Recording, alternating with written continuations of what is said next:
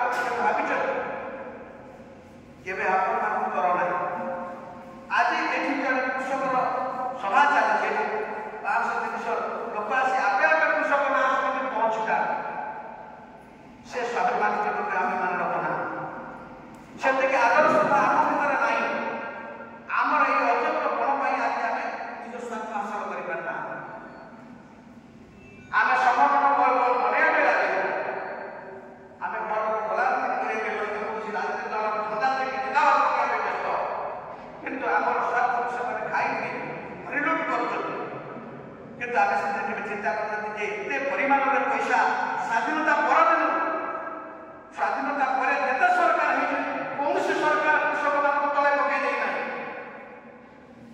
କୌଣସି ସରକାର ସବୁ ସରକାର କୃଷକମାନଙ୍କୁ ମିଳିଛନ୍ତି ଆମେ ଏତେ ପରିମାଣରେ କହୁଛୁ ଯାଉଛି କୁଆଡ଼େ?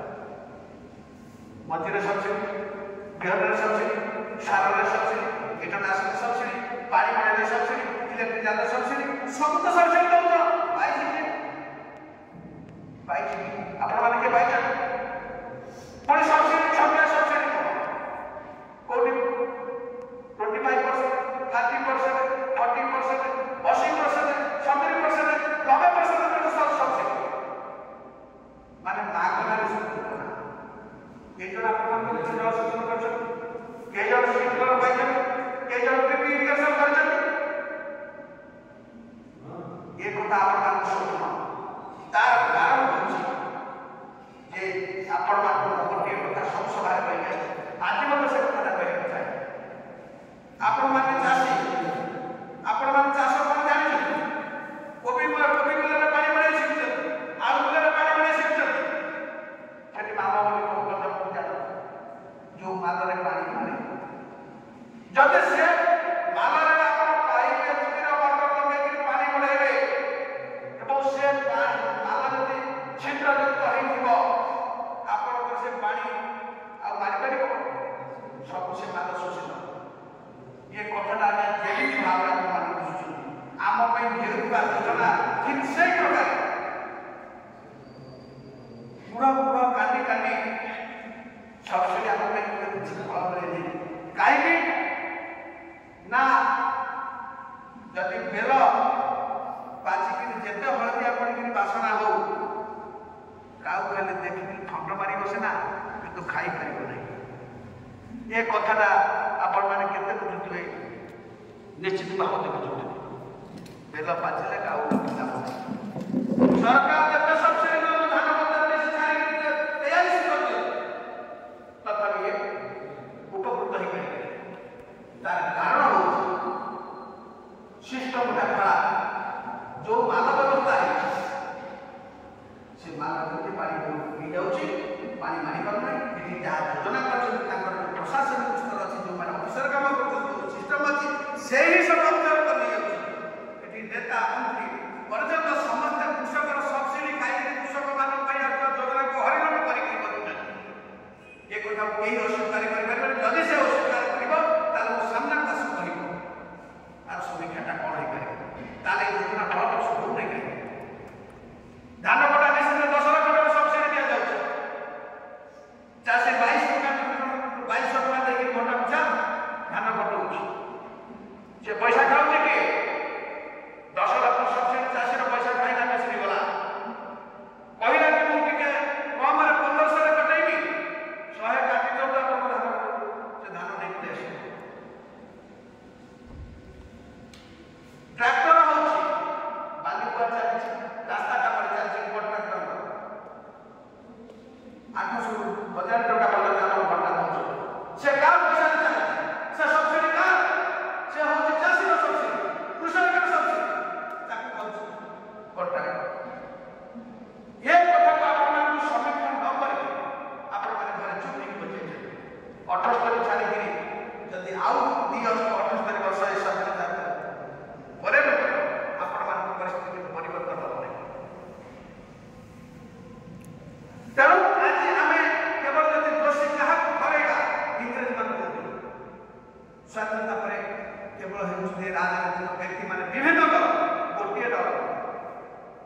ଏମାନଙ୍କ ପରମ୍ପରା, ଏମାନଙ୍କ ଚରିତ୍ର ହେଉଛି ଶୋଷଣ କରିକିରି। ସବୁଠୁ ବଡ଼ ଦୁଃଖର ବିଷୟ ହେଉଛି ଯାହା ବର୍ଣ୍ଣଦାତା କହୁଛନ୍ତି ତାଙ୍କର ଅନ୍ନକୁ ଖାଇକି ତାଙ୍କ ରକ୍ତକୁ ପିଇକିରି ଏମାନେ ବଞ୍ଚିଛନ୍ତି। ତ ଏ କଥାକୁ ଆପଣମାନଙ୍କୁ ମନକୁ ନେବାକୁ ପଡ଼ିବ। ଯେତିକି ବି ହଉ, ଆପଣ ଯେତିକି ବି ରହିଛନ୍ତି, ସୂକ୍ଷ୍ମ ଛୋଟ ହେଲେ କ୍ଷୁଦ୍ର ମଞ୍ଜିରୁ ଆଜି ବିରାଟ ବଡ଼ ସୃଷ୍ଟି, ବିରାଟ ବଡ଼ ମଞ୍ଜିରୁ ସେ ଗପ ଗଛର ପୁରୁଷ ଫୁଲ ନାହିଁ। ଯେତିକି ବର୍ଷରେ ଆପଣମାନେ ସଂକଳ୍ପବଦ୍ଧ ହୁଅନ୍ତୁ। ଏ ଯେଉଁ ବ୍ୟବସ୍ଥା ହେଇଛି, ଏ ବ୍ୟବସ୍ଥାରେ ଆପଣମାନେ ଆମେ କେବଳ ଗୋଟିଏ ମାତ୍ର କୃଷକ ଶତ୍ରୁ ହେଉଛନ୍ତି ରାଜନୈତିକ ବ୍ୟକ୍ତି। ତେଣୁ କୃଷକମାନେ ରାଜନୈତିକ ବ୍ୟକ୍ତିକୁ ଛାଡ଼ିକରି ସମସ୍ତେ ଏକଜୁଟ ହୁଅନ୍ତୁ, ସଂଘବଦ୍ଧ ହୁଅନ୍ତୁ, ନିଜ ସଂଗ୍ରହ କରନ୍ତୁ, ନିଜ ଲୋକକୁ ଭଲ ପାଆନ୍ତୁ, ନିଜର ବୃତ୍ତିର ଲୋକକୁ ସହଯୋଗ କରନ୍ତୁ। ତେବେ ଯାଇକି କୃଷକମାନଙ୍କର ପରିସ୍ଥିତି ବଦଳିବ। କୌଣସି ରାଜନୈତିକ ଦଳ କୃଷକମାନଙ୍କୁ ସୁରକ୍ଷା ଦେଇପାରିବ, ତାଙ୍କର ପ୍ରଗତି ସାଧନ କରିପାରିବ ନାହିଁ। ଏ କଥା ଯେ ପର୍ଯ୍ୟନ୍ତ ଆପଣମାନେ ମନକୁ ନ ଆଣିଛନ୍ତି, ଯେ ପର୍ଯ୍ୟନ୍ତ ନିଜ ପକେଟରୁ ଖର୍ଚ୍ଚ କରିକି ମିଟିଂ ନ କରିଛନ୍ତି, ଯେ ପର୍ଯ୍ୟନ୍ତ ନିଜ ପଇସାରେ ଭୁବନେଶ୍ୱରରେ ନ ପହଞ୍ଚିଛନ୍ତି, ଯେ ପର୍ଯ୍ୟନ୍ତ କୃଷକର ଆହ୍ୱାନ ଗ୍ରହଣ କରିକି ଗୋଟେ ଦିନ କମେଇକି ସେଠି ସମୟ ନ ଦେଇଛନ୍ତି, ସେ ପର୍ଯ୍ୟନ୍ତ କେବେ ଆପଣମାନଙ୍କ ପରିସ୍ଥିତି ସୁଧରିବନି। ଅବଶ୍ୟ ଏକଥା ଅସ୍ୱୀକାର କରିବେନି ଯେ କିଛି କୃଷକ ସଂଘ ନାମରେ ନିଜକୁ ପ୍ରଚାର କରିକି କୋଟି କୃଷକମାନଙ୍କୁ ଅନାଥନ କରିଯାଇଛନ୍ତି। ସେ ସଂଘ ସବୁ ଆଇଛନ୍ତି ଯାଇଛନ୍ତି। ଏ ଯୁବ ଭାରତ କୃଷକ ସଂଘ 36 ବର୍ଷ ଧରିକି କୃଷକମାନଙ୍କ ପାଇଁ ସଂଗ୍ରାମ କରି ଆସିଛି। ଏ ହେଲା ଗୋଟିଏ କଥା କହିଲି। ଏବେ ମୁଁ ପ୍ରସଙ୍ଗ କରୁଛି। ଆଜିର ପ୍ରସଙ୍ଗ ହେଉଛି ଯେ କୃଷକ ସେବା କେନ୍ଦ୍ର। ଏଇ ଯେଉଁ ସମସ୍ୟା ଗୁଡ଼ିକ ମୁଁ ଆପଣଙ୍କ ପାଖରେ ଉପସ୍ଥାପନା କଲି, ଏ କୃଷକ ସମସ୍ୟାକୁ, ଏ କୃଷକମାନଙ୍କର ମୌଳିକ ସମସ୍ୟାକୁ ସମାଧାନ କରିବାକୁ ହେଲେ ଆମ ଚାଷୀ ଭାଇମାନଙ୍କୁ, ଆମ କୃଷକମାନଙ୍କୁ ଆଗ ସେମାନଙ୍କ ସେଇ ଚିରୁଗୁଣିମାନଙ୍କ ରାଜନୈତିକ ଚିରୁଗୁଣିମାନଙ୍କ ପାଖକୁ ଛଡ଼ାଇବା ପାଇଁ ହେଲେ କୃଷକ ସେବା କେନ୍ଦ୍ର ନାମରେ ଏବେ ଯେଉଁ କାର୍ଯ୍ୟକ୍ରମ ଆରମ୍ଭ ହେଇଛି, ଆରି ମାଧ୍ୟମରେ କୃଷକମାନଙ୍କୁ ସଚେତନ କରାହେବ, ତାଙ୍କର ଯୋଜନାକୁ ମଧ୍ୟ ତାଙ୍କୁ ଅବଗତ କରାହେବ, ତାଙ୍କ ପାଇଁ ଫଳପ୍ରଦ କ'ଣ କ'ଣ ସବୁ କରାଯାଇପାରିବ, ସେଇ କୃଷକ ସେବା କେନ୍ଦ୍ର ମାଧ୍ୟମରେ ତା ସାଧନ ହେବ। କିଭଳି କୃଷକମାନଙ୍କ ପାଇଁ ସବସିଡି କ'ଣ ଆସିଛି, ଯୋଜନା କ'ଣ ଅଛି, ତା ପାଇଁ କେମିତି କ'ଣ ତାଙ୍କର ପାଇବାର ଋଣ ପାଇବାର ତରିକା କ'ଣ, ସେମାନଙ୍କ ପିଲା କେମିତି ରିହାବିଲିଟେଟ୍ ହେବେ ଏବଂ ତାଙ୍କର ଏ ଭିତରେ କାମ ଆଧାରଠୁ ବ୍ୟାଙ୍କଠୁ ଆରମ୍ଭ କରିକି ବ୍ୟାଙ୍କ ପର୍ଯ୍ୟନ୍ତ ଯାହା ସବୁ କୃଷକ ନାମରେ ଏ ସେବା କେନ୍ଦ୍ର ଏବଂ ଜନସେବା କେନ୍ଦ୍ର କି ଗୋ ସେବା କେନ୍ଦ୍ର ତାଙ୍କୁ ଗୋଟିଏ ନିଶ୍ଚିତ ଆଦର୍ଶ ଗତ ହିସାବରେ ଏବଂ ଅନ୍ୟାନ୍ୟ ଦୃଷ୍ଟିକୋଣ ଇଏ ସଚୋଟ ଭାବରେ କାର୍ଯ୍ୟ କରିବ। ଆମେ ଯେଉଁ ବ୍ୟକ୍ତିକି ଏଠି ଦେଇଛୁ ସେ ଜଣେ ବ୍ୟବସାୟ ପରିଚୟ ମଧ୍ୟ ଆପଣଙ୍କ ପାଖରେ ଥାଏ, କିନ୍ତୁ ସିଏ ଆମ ଦ୍ୱାରା ବିବେଚିତ ହୋଇଛନ୍ତି ଯେ ଆପଣମାନଙ୍କର ସମସ୍ୟା ସମାଧାନ କରିବା ପାଇଁ ସେ ଜଣେ ଉପଯୁକ୍ତ ବ୍ୟକ୍ତି। କିଭଳି ଭାବରେ କୃଷକମାନେ ଆପଣମାନଙ୍କ ସମସ୍ୟା ଆପଣମାନଙ୍କ ଦୂର ହେବ। ଗୋ ସେବା କେନ୍ଦ୍ର, ଜନସେବା କେନ୍ଦ୍ର ଗୋଟେ ଶୋଷକ ସଂସ୍ଥା ଆପଣମାନେ ଜାଣିଛନ୍ତି। ସୁଭଦ୍ରା ଯୋଜନାରେ ସୁଫଳ ନେବା ପାଇଁ ମୁଖ୍ୟମନ୍ତ୍ରୀଠୁ ଆରମ୍ଭ କରି ସରକାର ସବୁ କହିଲେ ମାଗଣାରେ ହେବ। ଆପଣମାନେ କୁହନ୍ତୁ କିଏ ମାଗଣାରେ କରିଛି? ସମସ୍ତେ 50, 100 ଦରକାର ପଡ଼ିଲେ ଜାଗାରେ 200 ଟଙ୍କା ବି ନେଇକି ସେମାନେ ଏମାନଙ୍କୁ ଶୋଷି ଦେଇଥିଲେ। କିନ୍ତୁ ଏ ସଂସ୍ଥା ସ୍ୱତନ୍ତ୍ର ଭାବରେ ଆପଣମାନଙ୍କ ପାଇଁ କାମ କରିବ। ଆପଣମାନେ ଯେତେ ଶୀଘ୍ର ଆସିକି ପଞ୍ଜୀକରଣ ଆପଣମାନଙ୍କ ନାଁ କରେଇବେ। ମୁଁ ଭଦ୍ରକକୁ ଏହି କଥା ମଧ୍ୟ ଅନୁରୋଧ କରିଛି ଯେ କୃଷକମାନଙ୍କୁ ଆପଣ ଭଲରେ ଦେଖିବେ। ଯେହେତୁ ସେ ନିଜେ ବ୍ୟକ୍ତିଗତ ପଇସା ଲଗେଇছে, କମ୍ପ୍ୟୁଟର କିଣିଛନ୍ତି, କର୍ମଚାରୀ ଲଗେଇଛନ୍ତି, ଡାଟା ପଇସା ଦେଉଛନ୍ତି, ଇଲେକ୍ଟ୍ରିକ୍ ପଇସା ଦେଉଛନ୍ତି, ନିଶ୍ଚିତ ଭାବରେ ଆପଣମାନଙ୍କୁ ସେ ସୁଫଳ ଦେବା ସାଙ୍ଗେ ବା ସେବା ଯୋଗାଇବା ସାଙ୍ଗେ ସାଙ୍ଗେ ତାଙ୍କର ଯାହା ମିନିମମ୍ ଚାର୍ଜ ଅଛି ସେ ଦେବେ ଏବଂ ତାଙ୍କର ଅନୁଷ୍ଠାନ ପାଇଁ କିଛି ଦେବେ। କିନ୍ତୁ ସେ ଦେବାଟା ଅନ୍ୟ ଦେବାଠାରୁ ଯଥେଷ୍ଟ କମ୍। ଏଠି ମାଟି ପରୀକ୍ଷା ହେବ, ଏଠି ମାଗଣାରେ ମାଟି ପରୀକ୍ଷା ମଧ୍ୟ ଗୋଟେ ନୋମିନାଲ ପଇସା ଦେଇକି ଆପଣଙ୍କ ମାଟି ପରୀକ୍ଷା କରିବେ। ମାଟି ପରୀକ୍ଷା ନହେଲେ ଆପଣଙ୍କର କ'ଣ ଫସଲ ହେବ ନ ହେବ ଆପଣ ଜାଣିପାରୁନାହାନ୍ତି। ଆପଣଙ୍କ ମାଟି ଆଡ଼େ ଖରାପ ହେଇକି ଖପରା ହେଇଗଲେ ଆପଣ ଜାଣିନାହାନ୍ତି। ସେଥିରେ କ'ଣ ପ୍ରୟୋଗ କଲେ ଆପଣଙ୍କ ମାଟିରେ ସୁଧୁରିବ ସେ କଥା ଆପଣ ମାଟି ପରୀକ୍ଷା କରି ଜାଣିବେ। ୟୁନିସେଫ୍ ଭଳିଆ ବହୁତ ସଂସ୍ଥା ସବୁ ଅଛି କୃଷକମାନଙ୍କ ପାଇଁ, ସ୍ୱାସ୍ଥ୍ୟ ପାଇଁ, ତାଙ୍କ ବୀମା ପାଇଁ, ତାଙ୍କ ଏଜୁକେସନ୍ ପାଇଁ ଗୁଡ଼ାଏ ସଂସ୍ଥା ଅଛି। ସେ ସଂସ୍ଥାର ବେନିଫିଟ୍ ମଧ୍ୟ ଏ ସବୁ ସଂଗଠନ ଦ୍ୱାରା ପାଇ ଆପଣମାନଙ୍କ ପିଲାମାନେ ଯେଉଁମାନେ ବଡ଼ ବଡ଼ ପ୍ରୋଜେକ୍ଟ କରିବା ପାଇଁ ଚାହୁଁଛନ୍ତି, ଗାଈ ଫାର୍ମ କରିବେ, କୁକୁଡ଼ା ଫାର୍ମ କରିବେ, କେଉଁଠି ଆପଣମାନଙ୍କର ଗୋଟେ ଫଳ ଚାଷ କରିବେ, କେଉଁଠି ଫଳ ଚାଷ କରିବେ,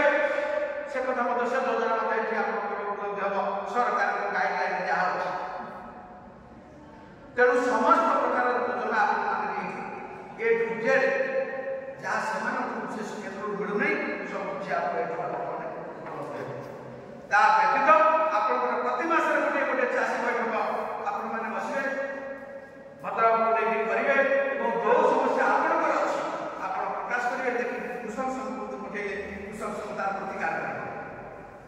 ଯେତେବେଳେ ଆପଣଙ୍କର ସାର ବିହନ ଔଷଧ ଆସୁଛି ହଡ଼ପ ହେଉଛି ସେତିକି ବେଳେ ଯେତେବେଳେ ଏ କଥା ଯଦି ଜଣାପଡ଼ିବ ହଡ଼ପ ହେଉଛି ବୋଲି ତାର ପ୍ରତିକାର ଆମେ ଏଠୁ ରିପୋର୍ଟ ମିଳିଲେ ଆମେ କୁଶଳ ସାଙ୍ଗେ ସାଙ୍ଗେ ମାନେ କଟିକି ଧରିବୁ। ତେଣୁ ଏସବୁ କଥାକୁ ଆପଣମାନେ ଉପଲବ୍ଧି କରିକି ଆପଣମାନେ ଯେଉଁମାନେ ବସିଛନ୍ତି ମୁଁ ଆପଣଙ୍କୁ ଏ ନିଶ୍ଚିତ ଭାବରେ ଅନୁରୋଧ କରିବି, ନିବେଦନ କରିବି ଆପଣମାନେ ଯାଇକି ନିଜ ନିଜ ଗାଁରେ ଏଇଟା ପ୍ରଚାର କରିବେ। କିଭଳି ଭାବରେ ଆମ ଚାଷୀ ଭାଇମାନେ ଆଉ କୋଉଠିକି ନ ଯାଇକରି ଆମରି ଜଣେ ଯିଏକି ଆମ କୃଷକ ହାତ ବଢ଼େଇଛନ୍ତି ସହଯୋଗ କରିବା ପାଇଁ ତାକୁ ଆମେ ମଜବୁତ କରିବା, ତାଙ୍କ କାର୍ଯ୍ୟକ୍ରମଟି କରିବା, ସଂଗଠନ ତାକୁ ଆମେ ବଢ଼େଇବା ପାଇଁ ତାଙ୍କ ସାଙ୍ଗରେ ଉପସ୍ଥିତି ହେବା।